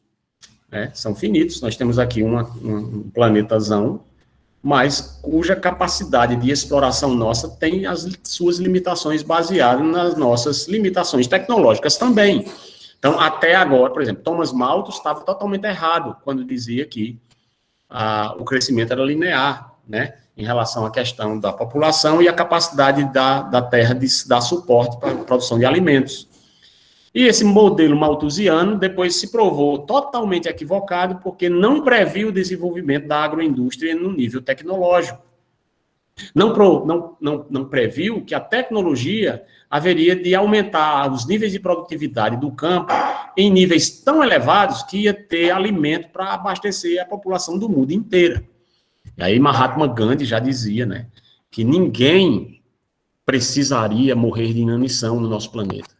Porque nós temos produção de alimento todo dia capaz de alimentar todo ser humano vivo. Mas por conta de um problema de distribuição inadequada por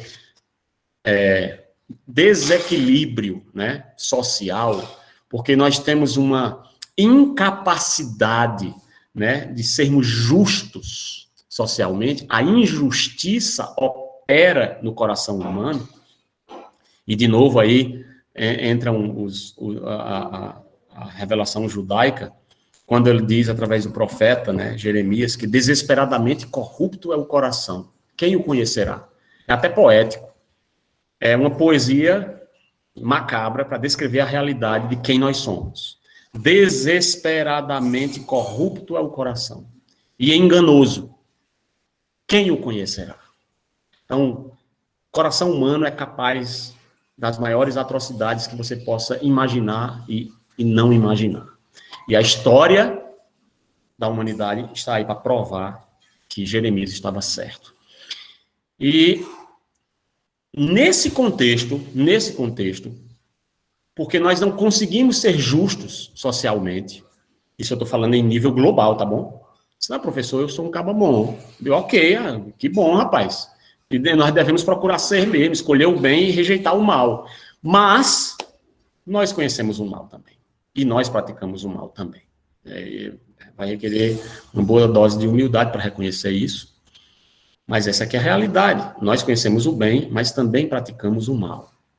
Então, nesse contexto de iniquidade, né, de falta de equidade social, você tem alimento demais engordando uns e alimento de menos matando outros. Estados Unidos de um lado, África do outro. Então, os brasileiros estão começando a ficar obesos também, né, comendo muito frango, né, tomando muito refrigerante, né, e fazendo churrasco com o dinheiro do auxílio emergencial, e assim vai. Mas observe que nós temos um problema na mão para lidar, que é o controle do estoque dos recursos naturais, certo? Então, eu queria trazer esse dado aqui para você, porque, de novo, eu gosto muito de água e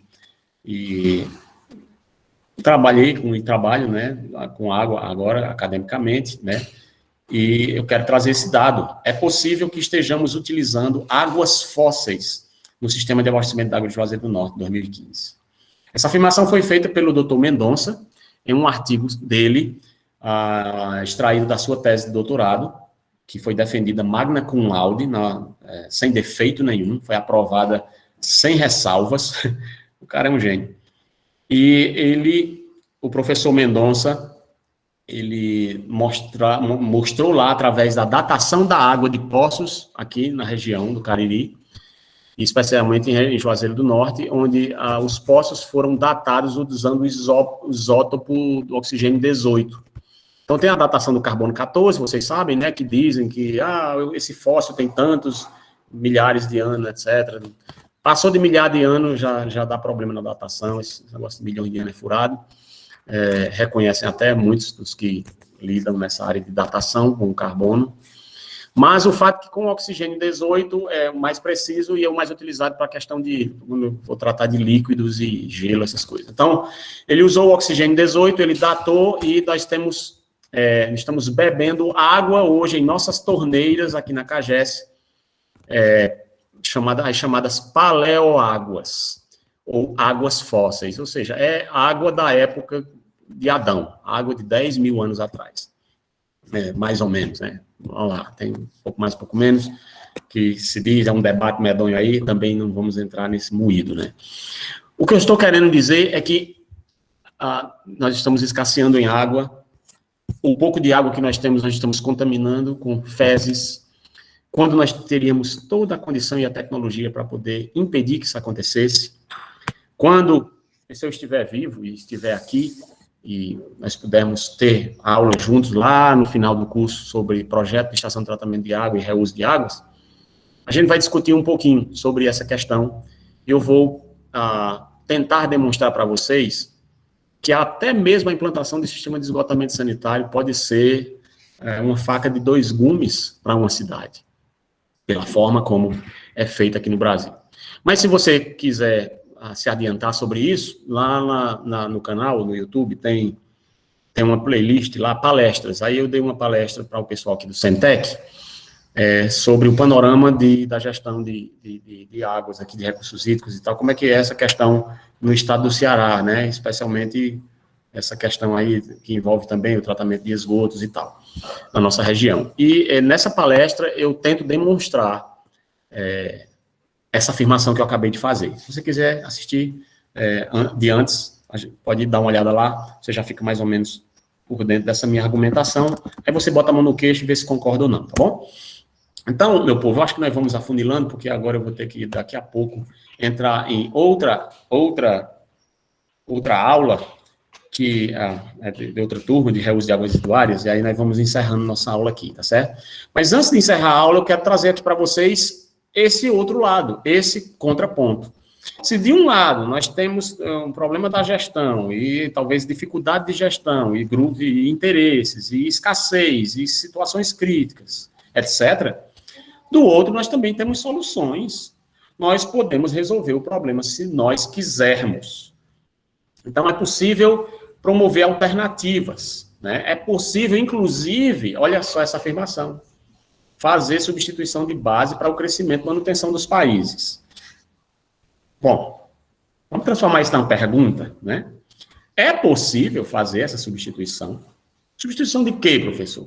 Da base do crescimento dos países, do PIB. É possível um país ser rico, fazer parte do G7, do G8, e mesmo assim, o grande motor da economia não ser aquilo que polui a atmosfera, por exemplo, ou que polui as águas, por exemplo?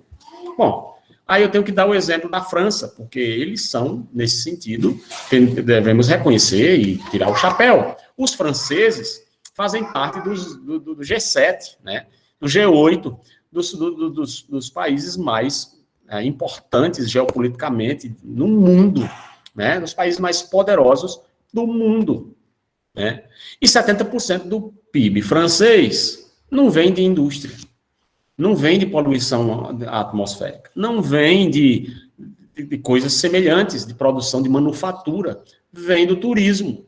Então, eles conseguiram transformar Paris na cidade das luzes, uma coisa deslumbrante, magnífica, belíssima, que a gente vê nos filmes.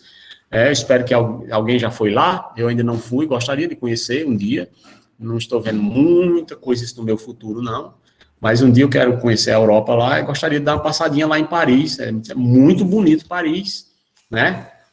Mas Luís XV, né? O Palácio de Versalhes era podre. Um dia desse aí o pessoal fazia cocô atrás daquelas cortinas enormes, né? E usavam a essência do perfume francês para aguentar o mau cheiro que exalava do palácio. Não sei se vocês sabem disso. Mas o Palácio de Versalhes é uma verdadeira crise sanitária no passado, né? Os franceses têm isso para a vergonha deles na história.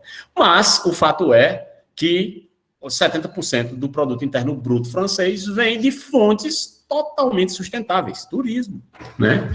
E não vem desse modelo de exploração, né, dos recursos naturais, digamos assim, para estabelecer a sua renda, né? Agora, vamos pensar no nosso país. Você acha que o Brasil possui um potencial turístico que pudesse ser capaz de produzir riqueza semelhante? Eu penso que mais. Acho que o Brasil explorasse o potencial que ele tem, ele estaria cabeça do mundo, mandando no mundo, né?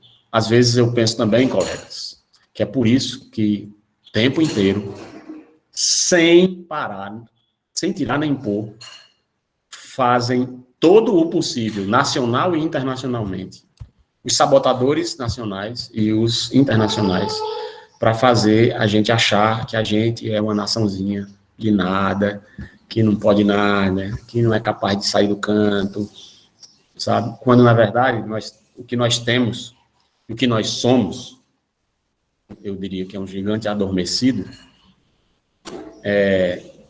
seria capaz de desbancar esses players, alguns deles.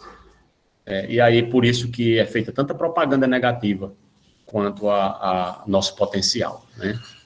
Aqui a Emily está fazendo um comentário assim, né, que se o Brasil investisse mais em outros tipos de energia limpa, como, por exemplo, a eólica e a solar, melhoraria muito, né, muito mais na gestão dos recursos hídricos, já que não abusaria tanto das hidrelétricas, né? Ou não necessariamente. Eu acho que, Emily, dá um bate-boca bonito isso aí, mas vale a pena lembrar que, por exemplo, 40% da matriz energética da nossa potência instalada nacional já é por matriz eólica, e a esmagadora maioria dos parques eólicos que promovem essa potência instalada no sistema integrado aqui no Nordeste, né? Então, nós temos, aqui no Nordeste brasileiro, nós temos sol em abundância, nós temos ventos em abundância na região mais litorânea, em algumas regiões mais elevadas, e em outras regiões mais elevadas do país. E esses parques, né, eólicos e de energia solar podem sim, especialmente já estão dando conta de mais de 40% da potência instalada.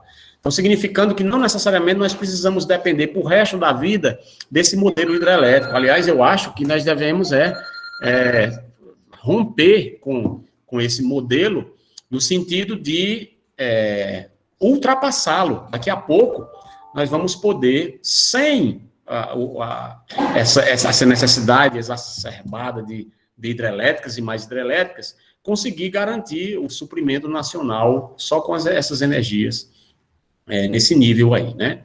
A Aniele está colocando, né, que o nosso país ele possui muitas belezas naturais, né, para o turismo, só que não investe isso. Não sei se vocês sabiam, mas o nosso geoparque aqui, nós somos, está aqui no Crato, né, a sede. Nós temos alguns geotópicos, um deles é a Colina do Horto aqui, outro é a Floresta Fossilizada de Missão Velha, e assim vai, a Chapada do Araripe, etc. A parte dos fósseis ali em Santana do Cariri. Colegas, vocês sabiam que nós somos o único geoparque das Américas? Desse lado de cá, do meridiano de Greenwich, nós só temos de geoparque esse nosso aqui da Chapada do Araripe. Imagine o potencial de turismo científico que esse geoparque aqui não poderia gerar para a nossa região, para o nosso país, né? Nós temos 11 geoparques no planeta inteiro, 11. Somente um está do lado de cá, do hemisfério, do hemisfério, não é nem no sul, é do lado de cá do meridiano de Greenwich, do lado ocidental do planeta. Só tem o da Chapada do Araripe aqui, nessa nossa região. Talvez a gente nem sabia disso. E isso não é explorado adequadamente. Aliás, lamentavelmente, existem até denúncias de corrupção e de, como é que chama aquilo? Contrabando de fósseis aí e tal. Enfim, não vou me meter nisso não. Bem aqui pertinho de nós, né? E é lamentável, né? E aí, não investe. E aí ela diz, aqui apenas no agronegócio, como já é conhecido mundialmente, né? Então, sim, eu penso que nós temos um potencial enorme. Sim, eu penso que nós temos tecnologia e temos gente inteligente, são vocês, capazes de vir a esse jogo. Sim, eu penso que nós podemos desenvolver o nosso país e, ao mesmo tempo, preservar o nosso meio ambiente. Equação fácil de resolver? Não é não. É por isso que a gente estuda. É por isso que a gente se debruça. É por isso que a gente tem que lidar com situações complexas, né? Ok, eu vou concluir então nossa aula. A Larissa está perguntando quando é que a aula de hoje pode ser disponibilizada. É assim, Larissa, assim que o sistema aqui, o Google, manda para o meu e-mail o link, né, processado da aula, então eu transformo esse link num vídeo lá, disponível nas nossas videoaulas, né, e aí disponibilizo para todos poderem assistir. Só quero lembrar vocês, né, que o direito autoral dessas aulas pertence ao Instituto Federal do Ceará, ela não pode ser replicada aí, tá certo? Não pode ser passada para outras pessoas ou coisa do tipo, é uma coisa para o uso em sala de aula, para vocês assistirem, reassistirem. Às vezes chegou atrasado, quer pegar o material e tudo, a discussão, não quer perder, tá bem? Então, eu vou agradeço a compreensão, vou parar aqui a nossa gravação, e tão logo esteja disponível, eu posto lá nas nossas videoaulas, certo? Agradeço a paciência de vocês, peço desculpas por ter sido uma aula chata, esse tipo de aula que só o professor fala, né? E eu sei que às vezes é necessário ter aulas desse tipo, nós tivemos várias aulas do tipo assíncronas. Eu gosto de provocar o pessoal, gostei da colocação de alguns aqui que se manifestam, mas se manifestam mais no chat, né, do que falando, abrindo, tá certo? Eu preferiria que vocês abrissem e falassem, né, porque eu sou do tempo antigo, né, mas eu gostaria de, antes de fechar a nossa aula, marcar com vocês o nosso debate, certo? Vou fechar aqui.